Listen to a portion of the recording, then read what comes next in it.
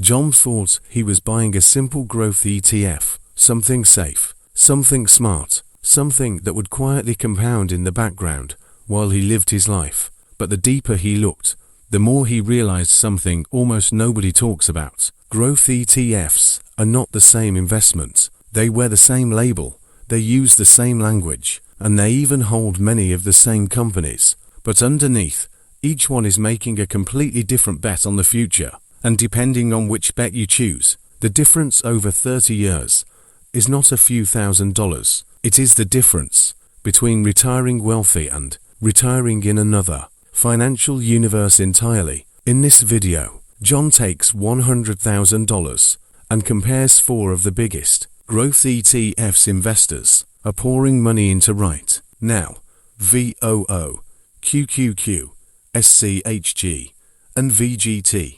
Same starting amount, same time period, same market, but for completely different outcomes. We break them down using 4 things that actually matter: what they cost, what they own, how concentrated the bet really is, and finally, what those decisions would have done to John's money over the next 3 decades. Because one of these ETFs turns $100,000 into life-changing wealth, and another quietly leaves millions of dollars on the table without most investors ever realizing it. The first thing John checks is the part most people ignore because it looks boring: fees. Every ETF charges an expense ratio. That's the tiny percentage the fund company quietly removes from your investment every single year just for managing the ETF. The percentages sound harmless when you first hear them. VOO charges 0.03%, SCHG charges 0.04%, VGT charges 0.09%, QQQ charges 0.20%. Tiny numbers, so small most investors don't even think about them. But John knows percentages hide reality, so he converts them into actual dollars. On a $100,000 investment, VOO takes about $30 per year. SCHG takes $40, VGT takes $90, and QQQ takes $200. Suddenly it feels different. Suddenly these aren't percentages anymore. They're real money leaving his account every year, whether the market goes up or down. And here's the part people miss: those fees compound too. The money you lose in fees is money that can never compound for you again. Every dollar paid to the fund company is a dollar removed from your future. Returns forever. At first glance, VOO and SCHG look almost identical in cost. Basically free. VGT is higher but still reasonable. Then QQQ jumps out immediately, over 6 times more expensive than VOO. John realizes something important here. If 2 funds produce similar returns, the cheaper one wins automatically. Lower fees become a permanent advantage. But then he notices something else. QQQ keeps attracting massive amounts of money despite being the most expensive fund on the list, which means investors clearly believe they're getting something worth paying for. So now John has a bigger question. What exactly are these ETFs doing differently that makes people willing to pay more for them? That's when he opens the holdings, and suddenly the comparison changes completely. VOO tracks the S&P 500.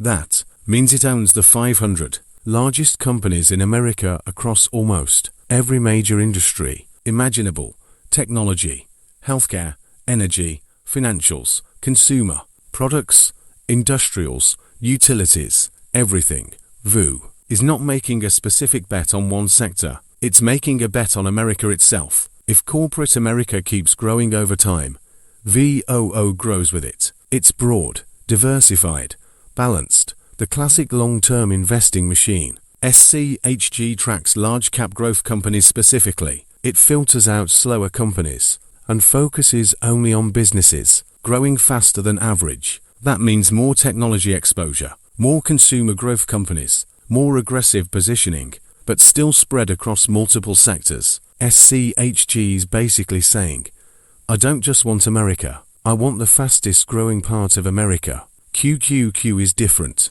QQQ tracks the Nasdaq 100, the Largest non-financial. Companies listed on the Nasdaq exchange. That means heavy exposure to technology and innovation. Companies: Apple, Microsoft, Nvidia, Amazon, Meta, Tesla. But also companies like Costco and Pepsi. So QQQ isn't purely a technology fund. It's more like a concentrated bet on innovation and modern business dominance. It owns the giants shaping the future economy. Then John reaches VGT. And this is where things become extreme. VGT is almost pure technology. Software companies, semiconductor companies, hardware, AI infrastructure, cloud computing, cybersecurity, digital systems. Nearly everything inside VGT depends on one thing continuing to happen: technology dominating the global economy. If tech wins, VGT explodes upward. If tech slows down, VGT feels it harder than almost any diversified fund on the market. Now John sees the truth. These aren't four versions of the same investment. They're four completely different beliefs about the future. VOO says the entire American economy will keep growing. SCHG says growth companies will outperform the broader market. QQQ says innovation and market leaders will dominate. VGT says technology will eat everything. And suddenly John realizes buying a growth ETF isn't passive investing at all. It's choosing a worldview. Now comes the part almost nobody talks about: concentration. Because what an ETF owns matters. But how much it owns matters even more. John pulls up the top holdings in all four funds, and immediately he notices something strange. They're all obsessed with the same companies: Apple, Microsoft, Nvidia, Broadcom, Amazon, Meta. The biggest winners of the modern economy appear everywhere. But the difference isn't the names themselves. The difference is how heavily each ETF leans on them. In VOO, the top 10 holdings make up around 35% of the entire fund. That's concentrated, but still relatively balanced across hundreds of companies. In SCHG, the top 10 holdings jump to around 56%. In QQQ, the top 10 become roughly 50%. Then VGT pushes concentration even further. Around 60% of the entire ETF sits inside just the top 10 holdings. But the real shock comes when John isolates only the top 3 companies: Apple, Microsoft, Nvidia. In VOO, those 3 companies control roughly 18% of the fund. In SCHG, closer to 30%. In QQQ, around 25%. In VGT, nearly 45%. John pauses there because the numbers suddenly become real. If he invests $100,000 into VGT, almost $45,000 is riding on just 3 companies, 3 stocks. That's it. Nearly half his investment depends on what happens to Apple, Microsoft, and Nvidia. In VOO, those same companies control less than half that amount. Same companies, completely different exposure. And that's when the hidden mechanism finally becomes obvious. Concentration amplifies outcomes. If Nvidia doubles, VGT benefits far more aggressively because more of its capital is attached to Nvidia in the first place. If Apple dominates AI infrastructure, VGT captures more upside. If Microsoft keeps owning enterprise software globally, VGT accelerates harder. But concentration cuts both ways. If tech crashes, VGT falls harder too. If AI becomes overhyped and valuations collapse, VGT absorbs more damage. If regulation hits mega-cap tech companies, VGT feels it immediately. Suddenly John understands that diversification isn't just safety. Diversification is dilution. The more companies you spread across, the less any single winner can massively impact your returns. That's why VOO feels steadier. That's why SCHG grows faster. That's why VGT becomes explosive. The ETF isn't just choosing investments, it's choosing intensity. And intensity changes everything over time. Now John looks deeper into sector exposure, because this reveals how aggressive each ETF truly is. VOO holds around 30% technology exposure, big but balanced. SCHG pushes closer to 45%. QQQ moves above 50%. VGT sits around 99% technology. That number almost looks fake. 99%. At that moment, John realizes VGT is barely diversified at all. It's essentially a giant technology bet wearing the costume of an ETF. And that explains why its performance history looks so different from the others. Now John pulls up historical appreciation rates. This is where the theory meets reality. Over the last decade, VU averaged roughly 13% annual returns. SCHG averaged around 17%. QQQ averaged near 20%. VGT pushed above 22%. At first, the gaps don't seem huge. A few percentage points, maybe 5 or 6% between the slowest and fastest fund. But John understands compounding. Small annual differences become massive over long periods of time. Because compounding is not linear, it's exponential. And exponential growth looks slow until suddenly it doesn't. So John runs the numbers. After 1 year, the results barely look different. VOO grows to roughly $113,000. SCHG reaches around $117,000. QQQ moves above $120,000. VGT climbs toward $123,000. The spread is small. Most investors would look at these results and think all 4 ETFs are basically the same. But that's the illusion. Compounding hides its power early. 5 years later, the differences become noticeable. VU moves toward $184,000. SCHG crosses above $220,000. QQQ approaches $250,000. VGT pushes beyond $280,000. Now the gap is visible. 10 years later, things start separating aggressively. VU approaches around $340,000. SCHG crosses above $500,000. QQQ moves towards $620,000. VGT nears $800,000. John notices something important here. The ETFs no longer feel interchangeable. The concentration effect has started revealing itself. The aggressive funds are pulling away faster every year. Then he jumps to year 20, and the numbers become insane. VU approaches around $1.15 million. SCHG reaches around $2.5 million. QQQ approaches $4 million. VGT pushes above $6 million. John stares at the screen, because now the difference is no longer theoretical. Same starting amount, same market, same exact 20 years. Yet, one ETF has produced over $5 million more than another.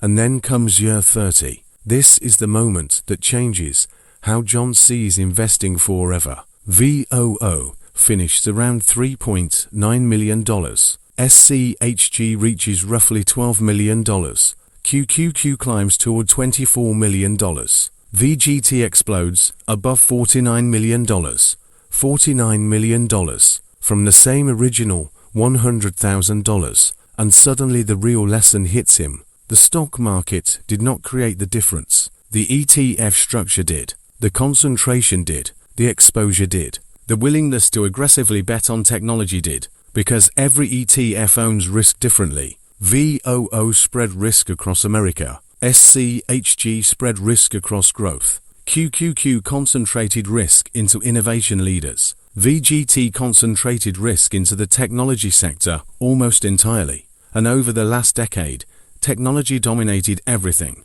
That's why VGT crushed the others. Not because it was magical. Not because it predicted the future perfectly. Because it concentrated harder on the winning trend.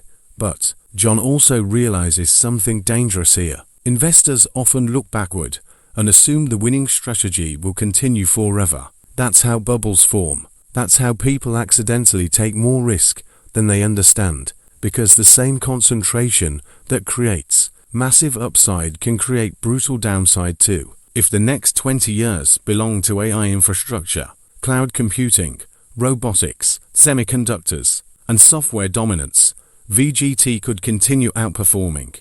But if leadership shifts away from mega-cap technology, diversified funds may suddenly look much smarter. That's the uncomfortable truth about investing. No ETF eliminates risk. It only chooses which risk you're willing to accept. VOO risks slower growth in exchange for stability. SCHG risks moderate concentration for a stronger upside. QQQ risks heavy dependence on innovation giants. VGT risks extreme dependence on one sector dominating the future.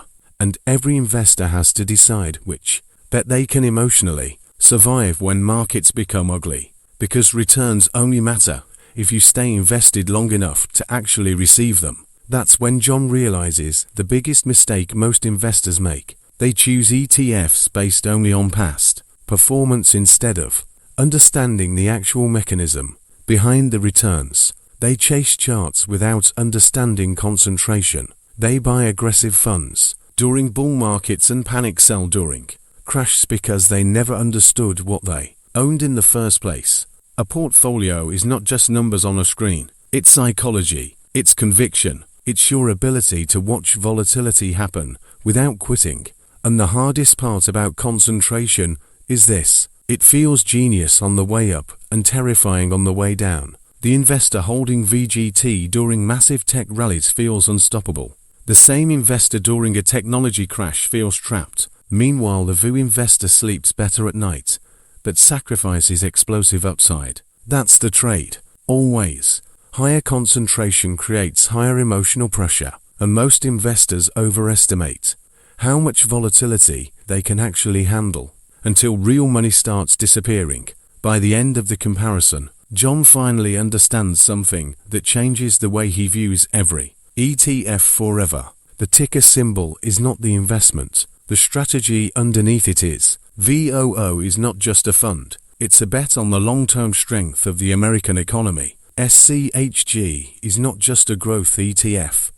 It's a bet that high-growth companies keep outperforming slower businesses. QQQ is a bet that the dominant innovators continue controlling the future economy. VGT is a bet that technology itself becomes even more powerful than it already is. And over 30 years, the difference between those beliefs becomes millions of dollars. That's why to investors can both say they're investing in growth ETFs while quietly taking completely different levels of risk, because labels hide the truth. The allocation reveals it, and the allocation is what compounds. Now the real question becomes this: if you had to leave $100,000 untouched for the next 30 years, which bet would you actually trust enough to hold through every crash, every recession, every panic headline, and every market collapse without selling?